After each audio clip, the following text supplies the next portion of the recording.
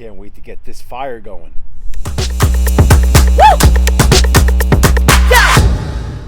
Hey guys, Justin with Backyard Bushcraft. So obviously, this is not gonna light this. We all know that that's probably gonna be a very unsuccessful attempt at making a fire. How many times have we found ourselves sitting in front of our fire pit or at a campfire with friends? We're on our hands and knees sticking paper and small little kindling in that big old pile of wood and just trying to blow our lungs out until we get some type of flame going. I was just in the Appalachian Mountains, and one of the things I recently learned was the proper technique to make a fire. One of the most important things I came to realize was weather is not a factor in your fire making ability. The preparation you take to establish what kind of fire you want and what you plan on utilizing it for is really the most important aspect of all fire making. So here I have 4 different piles of material that I'm going to be using for my fire today. I have a small pile, like a stick bundle, I have a medium pile of wood, and I have a large pile of wood. I'm going to be using some fat wood today to get the fire going. So obviously I have a beautiful day today. It's sunny, a little breezy. It's a perfect spring day here. However, while I was away up in the mountains at the Appalachian Bush School, it did rain for 4 to 5 hours, and 2 of those hours was a complete torrential downpour. Coincidentally, we had to collect wood for our dinner, get a fire started, and then cook while it rained.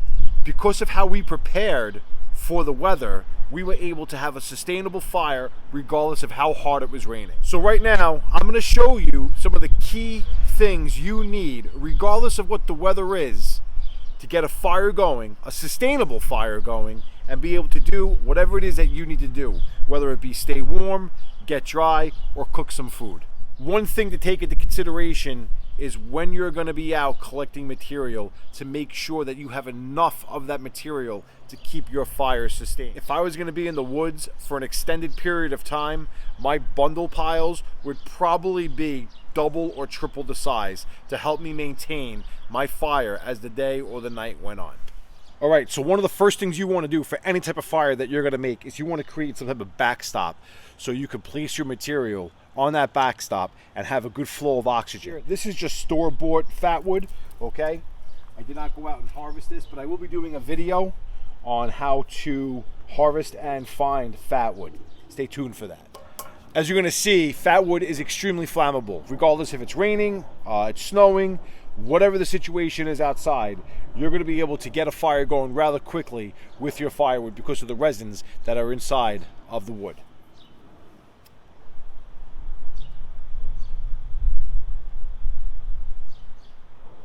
So you see how fast that lit up.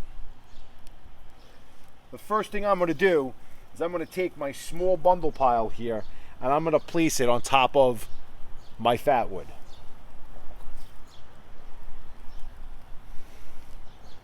As you see, it's a little smoky because it has been raining here the last couple of days and the wood isn't 100% dry.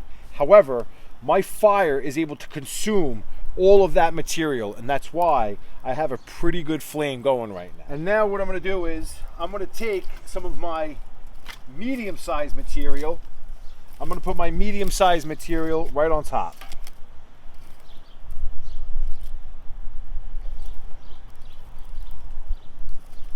And you're going to see, guys, that fire is just not going anywhere. My flame is able to consume all of that material, and I'm going to have myself a nice sustained fire no matter what the situation is. Now guys, it's been a few minutes. I haven't really had to do anything. I have a pretty sustained fire right now. If I want to walk away and collect more material, I can, but I have myself a really good, warm, sustainable fire at this point in the game. Now I can start adding my larger material if I need, and to keep this fire going, and obviously keep myself warm if I happen to be cold at night.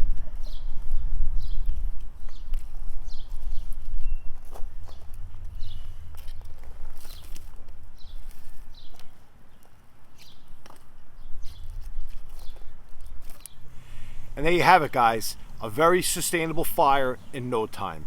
Preparation was everything. If you take just a few minutes extra to go out and collect the proper material, doesn't matter what kind of weather you're facing, you're going to be able to get yourself a sustainable fire.